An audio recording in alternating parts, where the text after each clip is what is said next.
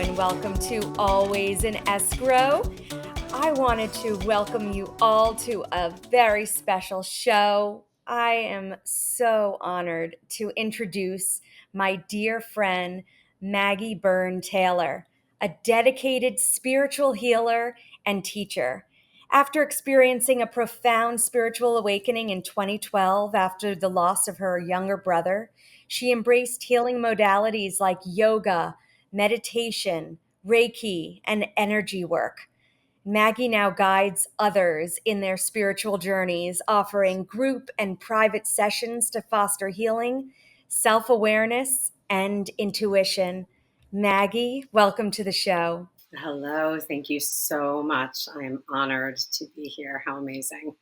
Colby, Maggie and I go way back before both of our spiritual awakenings to our early 20s, working in an advertising agency that was bustling with like tons of incredible clients and events. And we really were thrown into the mix with incredible people and teams and creativity. And I would always find Maggie no matter what. And it was always just, I would find myself perched up on her desk, checking in, whether it was work related or personal. And I'm just so happy to have found you again after your spiritual awakening. I have had the pleasure of working intimately with Maggie, and I can attest to some wonderful work and movement within myself based on the practices that Maggie has brought into my life. So,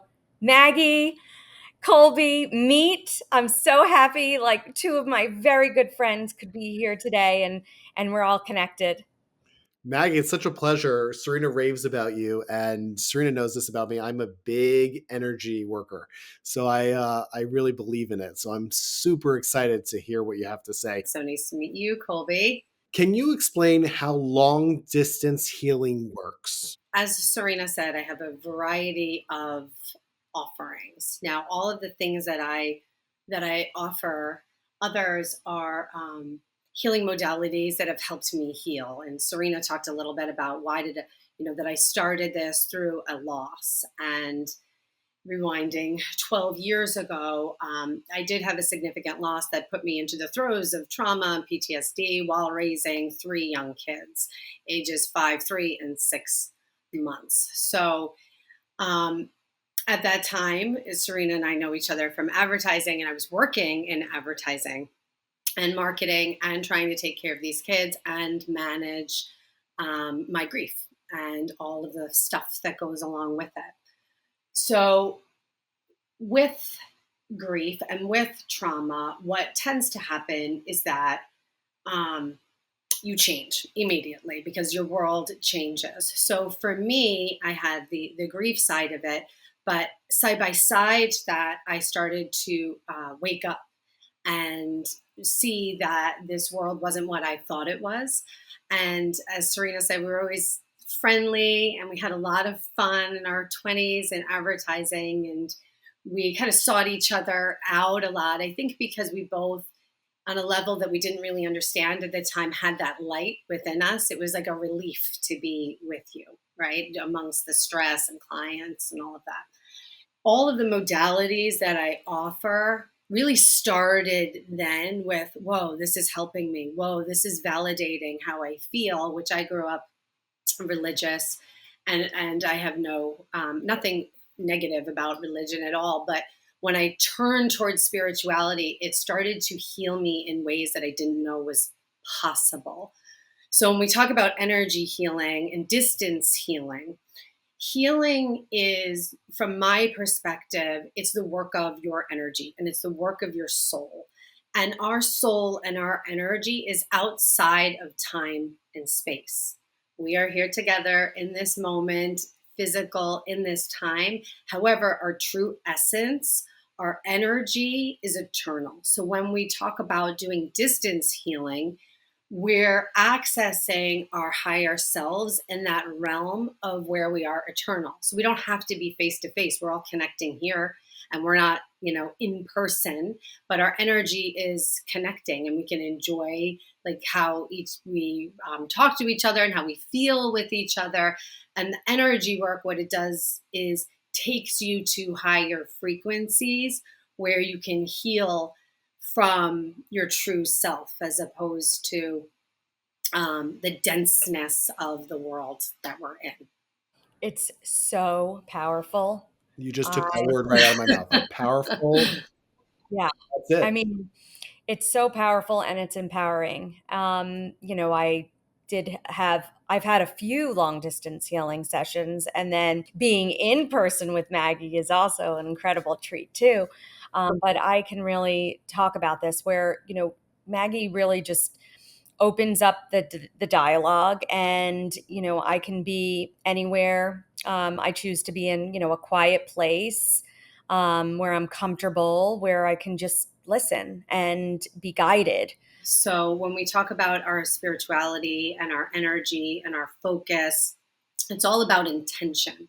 Why are you doing what you are doing? So if someone seeks me out, there is likely some suffering. There's something that's happening that's uncomfortable. This world is uncomfortable. So most of us are in some way or another. But when someone seeks a spiritual healer, there's a reason for that. So when we open up the conversation, I, working with energy, want you to be very direct in why are you here? What do you want? What are we looking at? What do you need to heal? And maybe it's I don't know. And that's okay, but it's opening the door to identifying what you need, which again, the outside world, we don't do a lot of that. We're not taught that way. It's like go to school, sit down, do your work, get things done. But when we talk about energy work, it's the getting into your body, it's getting into your soul, it's understanding that our thoughts are energy, they're just thought forms, they're not always true. And what is it with all this stuff that's swirling around that I need? Very, very, very true. So, can you elaborate on what inspired your energy updates? Okay, so we have platforms where we can express who we are. So the energy updates that you're referring to are on Instagram. And let's see, about a year and a half ago, actually it was we talked about earlier before we went on live about the importance of numbers, and I believe that everything has meaning. Everything. Some of the meanings we understand, some we don't. That's okay, but as far as meaning, a year and a half ago on 222, I made a commitment to go on my Instagram for 1 month. It was really a challenge to myself and talk about what's happening energetically every day. And whether it's 30 seconds or 1 minute long. Now, for me, it started off a lot of the healing, right? I said before, it starts with me. So, what helps me? So, when I was like, okay, I'm going to share this energy, what is healing for me? And what do I feel is aligned energetically on this day? So, I spent a month every day. I teach yoga at the beach. So, I have a lot of beautiful photos of sunrises and sunsets in the water. And I just overlaid my voice to talk about what's going on today. And after doing that for 1 month, I attained a lot of followers. So I was inspired, and all the positive feedback and questions and the my voice sharing what I was feeling, helping people, inspired me to continue. So I continued with that for a few months, and then you guys have kids, life, kids. We had some things going on in my family, and I wasn't able to dedicate as much time. So I still have a voice online. However, it's a little more spread out than every other day. But the beautiful thing about the energy updates is I have made so many new friends all around the world. And to me, it's just mind blowing. And in this spiritual world. Sometimes I think for people it can feel isolating. Like it's okay to go online and look at it, but I'm not going to talk about it at work. And what's happened through this is really a community that has been building from there. And it's just been really special in that people feel seen, validated, and the messages that I have resonate for those all around the world, which is mind blowing. It's just so beautiful that you have this community. I've had the pleasure of meeting others from the community with certain classes. Um, I think about your journey is so personal, right? Your healing journey is so personal. Yet when it is shared, it feels wonderful to share and to be in the comfort of others.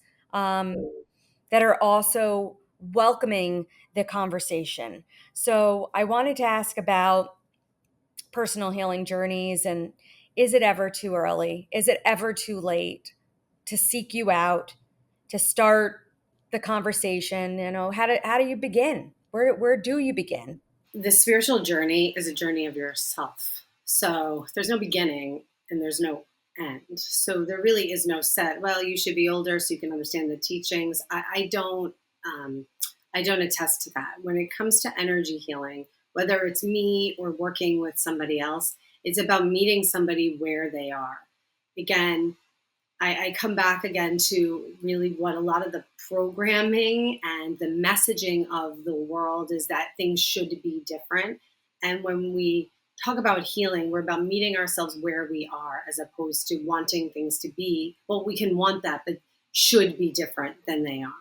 So no, there's no, start time that somebody should. Like children can do healing. My kids are all Reiki certified now. Granted, my youngest is on board. The other two are 15 and 17, and they're off in teenage world. But they have the seeds, and that's the biggest thing with kids is they resist me a lot. Believe me, but I'm always dropping little seeds, and the seeds for healing really at any age you can become empowered, and that's what it's about, that I am in charge of my energy.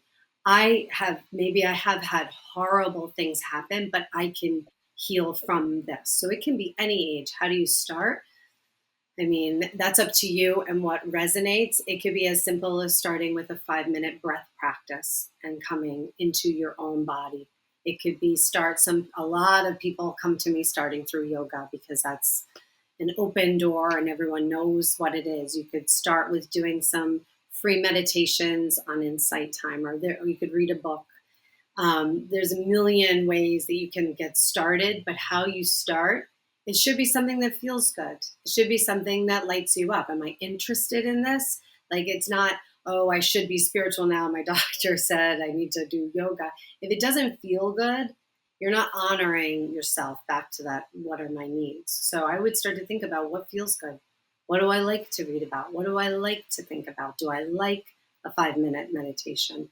And granted, with that, meditation does get easier over time. Not everyone likes it in the beginning, but do I find this interesting? You really have to have an open mind to it Yes, also. I felt absolutely. Yes. when I did it, I was ready to do it. You have to be Right. wanting Yes, that. that's such a good Yeah. point, Colby. Right. Like you asked about the energy updates. What I did was took my voice and put it out there. I never said you need to do this. You have to do this. You Right. should do this. It's, does this resonate? If so, then welcome. But it's not about, it has to be a certain way. You have to be open to it.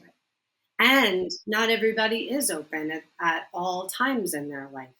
Like Serena and I, bouncing around New York City at 21, 22. If you had talked to us, or not, maybe you would probably been okay. If you talked to me about this stuff at the time, I would have been like, get out of here. Right. But it came a time where I cracked open and it all came flooding in, and here I am. Yeah, I think I've definitely my spiritual practice started probably in high school without even realizing it. You were just talking about, kind of like, you know, charting the course, right? Like when did I even like understand? And it was through food, healthy food, feeling better, clean eating, and then also I would just find books at Barnes and Noble, and I did a lot of reading back then, and mostly in like the self improvement section, because I was searching and I was seeking, and I just like knew that there was more to more to find, and I still am on that journey of discovery. Um, and then it's incredible when you have a friend like yourself, and also you're a friend, but you're also this guy that's available, right? You do make yourself available. You're online, you have a presence on Instagram, you have a practice in Connecticut in person, and then also you're available for these amazing virtual events all the time. So you keep showing up, and I keep coming, I keep showing up too. Well, listen, I'm showing up because I love it. And the healing that I share, again, it's me healing, right? Like when I work with you or anyone, there's parts of me that is healing as well. So, the events, this, sessions, classes, all of it, I can't even believe sometimes that I get to do this because I love it because it's my truth. And when you're able to share your truth, what feels better than that? And Maggie is such a prolific writer. So her words and the way that she speaks is all very intentional, as a writer does. But I also really do listen because she is really coming from a place of like this just beautiful language. So I'm always listening intently or reading. Maggie, tell us about these full moon events. What inspired you to start hosting full moon events? Well, the inspiration for distance events, they really were birthed out of the energy updates. So, again, I started sharing what resonates for me. I made that 1 month commitment that continued on. And I began meeting so many people, and they wanted more. I want to hear more about what's going on. What do you mean this 30 seconds on the new moon? I want more. Can I heal with this? How can I connect to myself? So, after a couple of months, I thought, okay, I'll throw together a Zoom and see who shows up. And a lot of people showed up. So the event itself, again, coming back to intention, typically I run 2 group healing sessions a month, one for the new moon, one for the full moon.